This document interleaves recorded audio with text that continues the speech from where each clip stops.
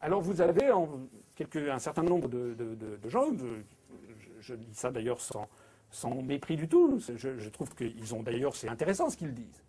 Mais il y a des gens qui ne parlent que du groupe de Bilderberg, des Illuminati, de Skulls and Bones, du 11 septembre, de la stratégie, des problèmes monétaires, du capital, de la Fed, etc., etc. Tout ça sont des sujets d'une très grande importance, je le reconnais.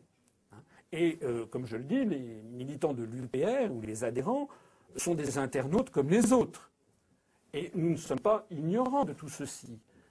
Simplement, ce que moi je dis, c'est que, je le dirai plus tard, nous essayons d'appliquer ce petit principe que le philosophe grec Socrate avait mis sur pied, qui est le triple tamis.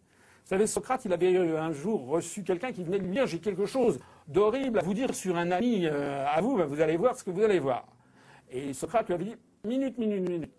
Est-ce que ce que tu vas me dire est vrai ?»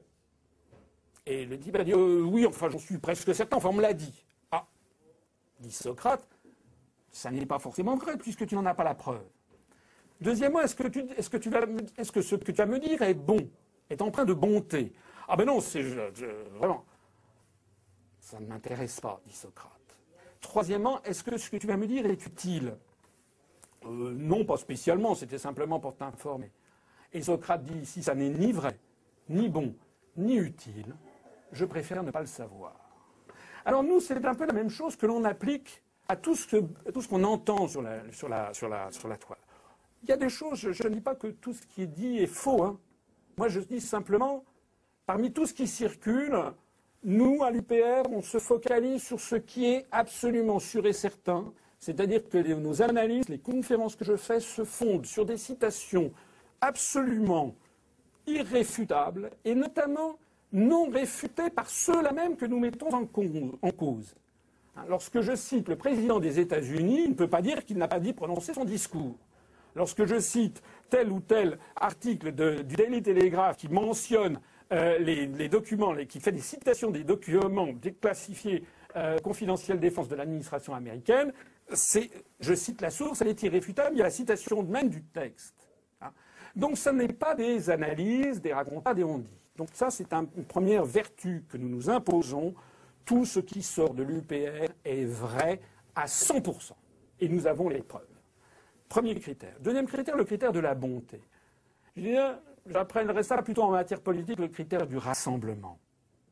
Nous ne voulons pas entrer dans des polémiques qui divisent. Nous souhaitons rassembler au maximum les gens. Donc, avant que de dénoncer telle ou telle chose, tel ou tel truc, on veut d'abord essayer, nous ne sommes pas naïfs, mais on veut essayer de rassembler les gens de bonne volonté dans un objectif qui est clair et net et très précis. Nous voulons sortir de l'Union européenne et de l'euro pour récupérer notre souveraineté. Point. Et bien de ça, il n'y a pas besoin de chercher midi à 14 h. On n'a pas besoin d'aller fantasmer sur Bilderberg ou sur les Illuminati. Nous, on veut ça. C'est ce qu'on veut. Focalisons-nous sur ce que nous voulons. D'ailleurs, pour Bilderberg, il n'y a pas besoin de fantasmer sur Bilderberg. Il suffit d'aller à Davos et de voir quels sont les gens qui se réunissent à Davos. Ça, finalement, c'est leur problème. Nous, le problème, c'est ce qu'on veut, c'est ça. Et puis, le troisième critère, le troisième tamis de Socrate, c'est l'utilité. Ben justement, est-ce que c'est utile de parler de Bilderberg? Est-ce que c'est utile de parler de ci et de ça? Ça n'est pas utile pour ce que nous voulons. Nous nous concentrons sur la décision que les Français peuvent prendre tout seuls. Parce que si les Français décident de sortir de l'Union européenne, personne ne pourra les en empêcher, sauf à ce qu'on déclare la guerre officiellement et qu'on nous envoie des chars. Ce qui n'est pas forcément exclu d'ailleurs. Je ne me pense pas. Mais objectivement, nous avons le pouvoir. Nous avons, les Français, collectivement, le pouvoir de sortir de l'Union européenne. En revanche, régler les problèmes qui circulent sur le web, tous azimuts, sur le Codex Alimentarius, sur les attentats du 11 septembre, sur Bilderberg, tout ça, ce sont des choses tout à fait intéressantes, mais les Français n'ont pas le pouvoir de le changer. Donc nous voulons nous concentrer sur ce qui est utile. Aujourd'hui, nous voulons sortir de l'Union européenne. les gens ont un peu tendance trop facilement, c'est comme les Alain Soral et compagnie, à considérer que les États-Unis, ça serait de la gnognotte. Non. Aux États-Unis, je crois savoir qu'il y a différents centres de pouvoir. Il y a des lobbies très importants qui s'exercent. Alors, il y a certains qui disent le lobby israélien. Oui, il y a un lobby israélien très important, mais c'est pas le seul. Il y a le lobby militaro-industriel, il y a le lobby de l'armée, il y a le lobby il y a des quantités de lobbies qui s'exercent. Et voilà. Comment ? Le lobby bancaire, etc. Il y a beaucoup de lobbies qui s'exercent. Moi, ce que je vois, c'est que c'est quand même encore une puissance qui a des raisonnements de puissance, de puissance étatique. L'entrée de la Turquie dans l'Union européenne n'est pas de la Russie. Ça veut quand même bien dire ce que ça veut dire. Vous ne pouvez pas, avec une lecture style oligarchique, il y a des gens qui me disent oui, mais en fait, bon, Poutine, tout ça, c'est la même chose. Et puis les Chinois aussi. Enfin bon.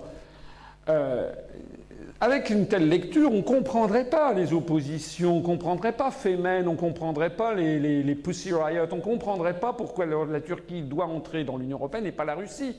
À mon avis, bien sûr, il y a une oligarchie qui laissera tomber les États-Unis si les États-Unis se cassent la figure, c'est vrai.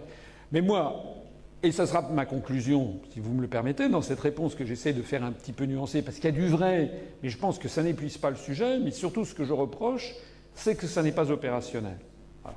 C'est que finalement, c'est ce que je disais tout à l'heure quand quelqu'un m'interrogeait sur Anthony Sutton, tout ça est très intéressant. Et alors ? Moi, que ce soit Pierre-Paul ou Jacques qui tire les ficelles, je m'en fous. Moi, je veux couper la ficelle. C'est tout. C'est comme si, je vous ai dit cet exemple de De Gaulle, c'est comme si quelqu'un était allé voir De Gaulle le 19 juin 40 en lui disant « Vous appelez à la résistance pour chasser les Allemands, mais est-ce que vous ne croyez pas qu'en fait Hitler est financé par la City ou par la famille Bush ?» Mais on s'en fout.